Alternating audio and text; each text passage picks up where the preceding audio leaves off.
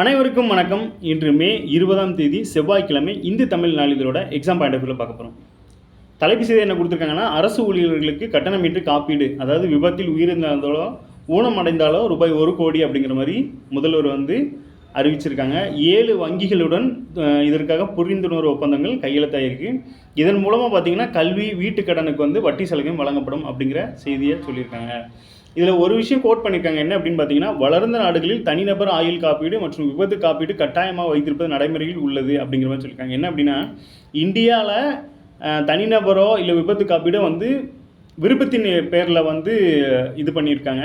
So வெளிநாடுகள், வளர்ந்த நாடுகளில், மற்ற நாடுகளை பார்க்கும்போது தனிநபர் ஆயுள் காப்பீடும் சரி, விபத்து காப்பீடும் சரி கட்டாயமாக இருக்கணும் அப்படிங்கிற மாதிரி இருக்கிறதுனால அரசு ஊழியர்களுக்கு இந்த சலுகையை முதல்வர் அவர்கள் அறிவிச்சிருக்காங்க. அடுத்ததான் இன்றைக்கி ஆர்டிக்கல் என்ன கொடுத்துருக்காங்க அப்படின்னு பாருங்கள். அரசு சொத்துக்களை பராமரிப்பது அவசியம் அப்படிங்கிற சொல்லியிருக்காங்க. அரசு சில பூங்காக்கள், கட்டிடங்கள் எல்லாம் கட்டுறாங்க. ஆனால் பராமரிப்பு கொஞ்சம் இதாக இருக்குது அப்படிங்கிற மாதிரி ஆர்டிக்கலை சொல்லியிருக்காங்க. இதில் ஒரு விஷயம் கோட் பண்ணியிருக்காங்க. என்ன அப்படின்னு பாருங்கள், ஆசியாவின் 2வது மிகப்பெரிய கடற்கரையான மெரினாவை மெருகேற்றும் பணிகள் நடந்து வருகின்றன அப்படிங்கிற மாதிரி சொல்லியிருக்காங்க. ஆசியாவில் வேர்ல்டுலேயே 2வது கடற்கரை, பெரிய கடற்கரைங்கிறது மெரினா தான். ஸோ முதல் கடற்கரை எது அப்படின்னு பார்த்தீங்கன்னா இந்த மியாமி கடற்கரைன்னு சொல்லுவாங்க. 2வதாக பார்த்தோன்னா நம்ம மெரினாவை தான் சொல்லுவாங்க. ஸோ அந்த விஷயத்தையும் இதில் கோட் பண்ணியிருக்காங்க. இதில் மெயினாக என்ன சொல்லியிருக்காங்க அப்படின்னா, மக்களின் வரி பணத்தில் கோடிகளை கொட்டி உருவாக்கும் வசதிகள் சிறிய அளவில் ஏற்படும் சேதம் கூட சரி செய்யப்படுவதில்லை அப்படிங்கிற மாதிரி. ஸோ மெயின்ஸ்லாம் நம்ம எழுதும்போது ஆர்டிக்கல் மக்களோட வரி பணம் அப்படிங்கிறத எப்படி எழுதலாம் அப்படின்னா, வரி செலுத்துவோர் அனைவரும் நாட்டை கட்டமைப்பவரே அப்படிங்கிற மாதிரி ஒரு கோட் மாதிரி கொடுத்து அந்த வரியை பற்றி ஏதாவது கொஸ்டின் கேட்டாங்க அப்படின்னா இந்த மாதிரி மேற்கோள்கள்லாம் காட்டலாம். ஸோ இது மாதிரி வார்த்தைகள்லாம் நீங்கள் படிக்கும்போது, மெயின்ஸ் எழுதும்போது உங்களுக்கு ஆட்டோமேட்டிக்காகவே அந்த வார்த்தைகள் வரும்.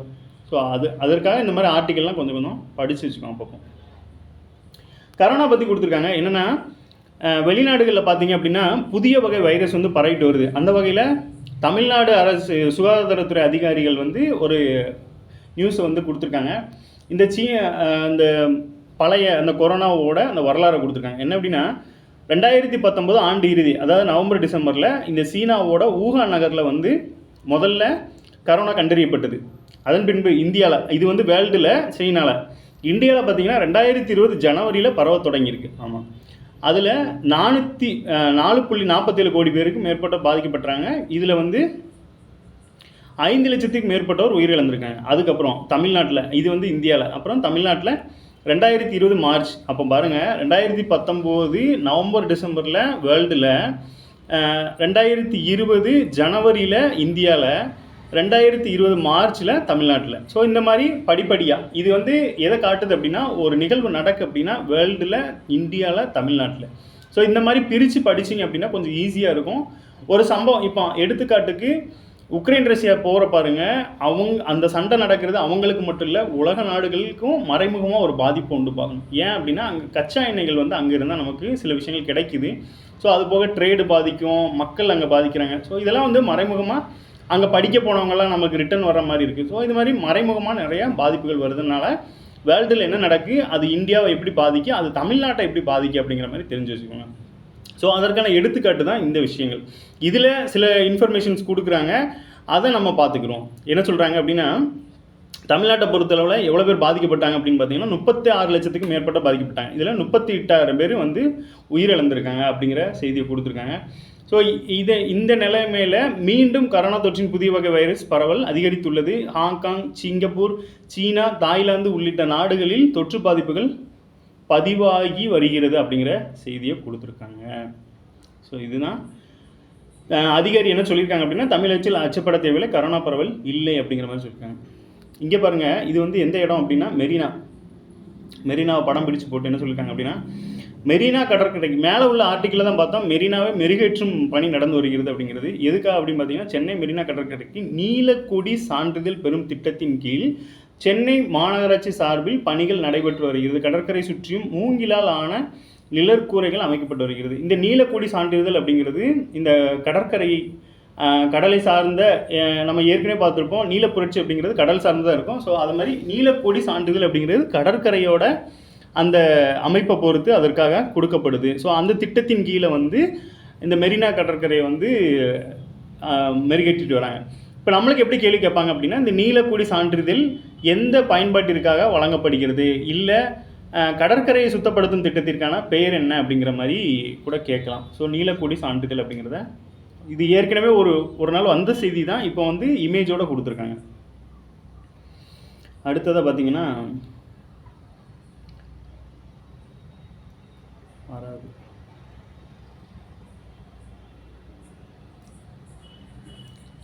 புதிய நெல் பயிர் திட்டம் வெற்றி பெறுமா அப்படின்னு கொடுத்துருக்காங்க. என்ன அப்படின்னு பார்த்தீங்கன்னா, இந்திய வேளாண் ஆராய்ச்சி கவுன்சில், அதாவது ICAR அப்படின்னு சொல்லப்படுற இந்த நிறுவனம் வந்து 2025 மே 4 ஏற்பாடு செய்திருந்த ஒரு நிகழ்ச்சியில் உலகின் முதல் மரபணு திருத்தப்பட்ட, அதாவது ஜீனோம் எடிட்டர் நெல் வகைகளை மத்திய வேளாண் துறை அமைச்சர் சிவராஜ் சிங் சவுகான் வெளியிட்டார் அப்படிங்கிற மாதிரி சொல்லியிருக்காங்க. -5+10 என்கின்ற புதிய நெல் சாகுபடி திட்டம் உருவாக்கப்படுவதாகவும் இது நாட்டின் வேளாண் கொள்கையில் ஒரு முக்கிய திருப்பமாக அமையும் அப்படிங்கிறதையும் அவர் சொல்லியிருக்காரு. அப்போது என்ன அப்படின்னா, இந்த ஜீனோம் எடிட்டர் அப்படின்னா உலகிலேயே பார்த்துக்கோங்க, உலகிலேயே முதல் மரபணு திருத்தப்பட்ட நெல் வகைகளை நம்ம இந்தியாவோட வேளாண் துறை அமைச்சர் வந்து அறிமுகப்படுத்தியிருக்காங்க. அது வந்து -5+10 என்கின்ற புதிய நெல் சாகுபடி திட்டத்தில் உருவாக்கப்படுவதாக சொல்லியிருக்காங்க. இது வந்து நாட்டோட வேளாண் கொள்கையில் முக்கியத்துவமாகும். அப்போ இந்த டேட்டை ஞாபகம் வச்சுக்கோங்க, 2025 மே 4/5/25 அப்படின்னு ஞாபகம் வச்சுக்கோங்க. 4/5/25 ICAR அப்படிங்கிறது இந்திய வேளாண் ஆராய்ச்சி கவுன்சில் வந்து இந்த உலகின் முதல் மரபணு, அது பேர் வந்து ஜீனோம் எடிட்டட் அப்படிங்கிறத ஞாபகம் வச்சுக்கோங்க. மத்திய வேளாண் துறை அமைச்சர் சிவராஜ் சிங் சவுகான் அவர்கள் அறிமுகப்படுத்தியிருக்காரு.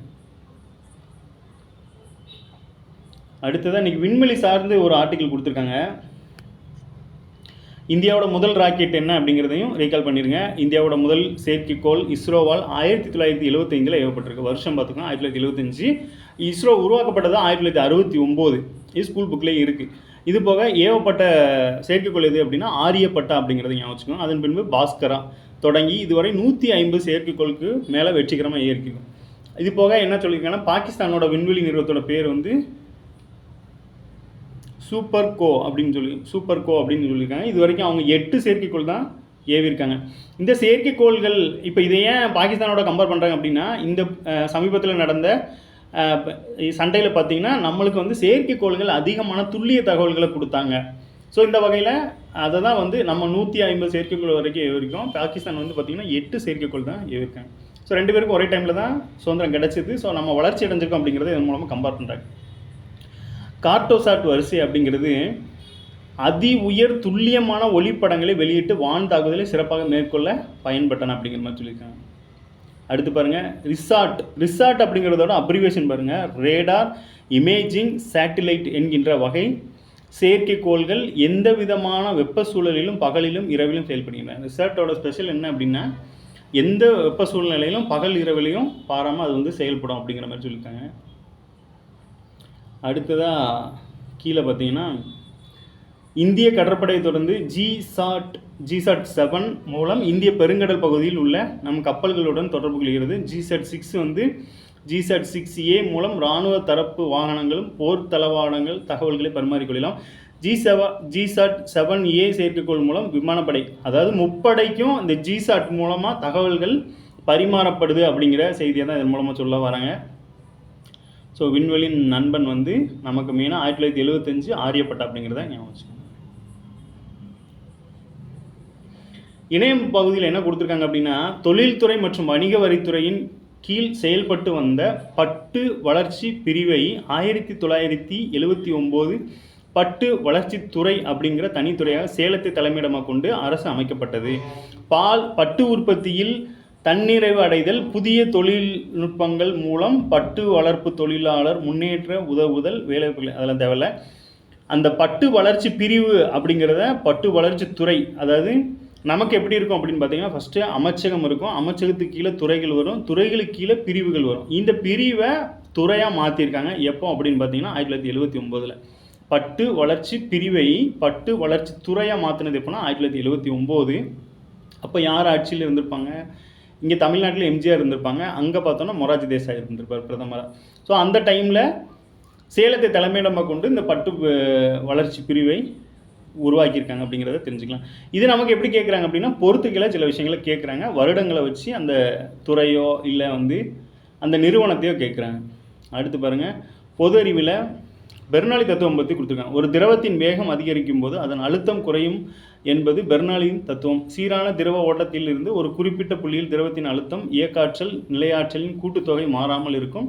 இதன் சமன்பாடு திரவத்தின் அழுத்தம், வேகம், உயரம் ஆகியவற்றிற்கு இடையேயான தொடர்பை விளக்குகிறது. உயரம் மாறாமல் இருக்கும்போது திரவத்தின் வேகம் அதிகரித்தால் அழுத்தம் குறையும். நமக்கு சிம்பிளாக கேட்பாங்க, ஒரு திரவத்தின் வேகம் அதிகரிக்கும் போது அதன் அழுத்தம் குறையும் என்பது பெர்னாலி தத்துவம் அப்படிங்கிறது ஆன்சராக இருக்கும். அடுத்தது பாருங்க, அனைத்து துறைகளும் ஒருங்கிணைத்து செயல்பட வேண்டும், பேரிடர் கால பாதிப்புகளை தவிர்க்க வேண்டும். இது நமக்கு எங்கே வரும்னா ஜாகிரஃபிலே எடுத்துக்கலாம். பேரிடர் மேலாண்மை அப்படின்னு ஒரு கான்செப்ட் வரும். ஸோ அதிலே எடுத்துக்கலாம். இது எதற்காக இதை சொல்லியிருக்காங்க அப்படின்னா, தென்மேற்கு பருவமழை இப்போ அடுத்து தொடங்க இருக்குது. நமக்கு இந்த மழைக்காலம்னு பார்க்கும்போது நமக்கு வடகிழக்கு பார்த்தீங்கன்னா, வடகிழக்கு தான் தமிழ்நாட்டுக்கு அதிக மழை கொடுக்கும். அது எப்போனா நவம்பர் டிசம்பர் சம்திங்கில் வரும். தென்மேற்குங்கிறது இப்போ ஸ்டார்ட் ஆயிரும். ஜூன், ஜூலை, ஆகஸ்ட் அந்த மாதிரி ஸ்டார்ட் ஆகி போயிட்டுருக்கும். ஸோ இந்த வகையில் இந்த மேற்கு தொடர்ச்சி மலையை ஒட்டியுள்ள பகுதிகளில் இந்த தென்மேற்கு இதுக்கான அந்த பாதிப்புகள் கொஞ்சம் இருக்கிறதுனால அனைவரும் ஒன்றிணைஞ்சு செயல்படணும் அப்படிங்கிற மாதிரி முதல்வர் வச்சுருக்காங்க. ஏன் அப்படின்னா, பேரிடர் துறையோட தலைவர் யார் அப்படின்னு பார்த்தோன்னா, பேரிடர் இதோட தலைவர் மாநிலத்தை பொறுத்தளவில் முதலமைச்சர் தான் இருப்பாங்க. ஸோ அவங்க தான் இந்த அறிக்கை விட்டுருக்காங்க. அடுத்து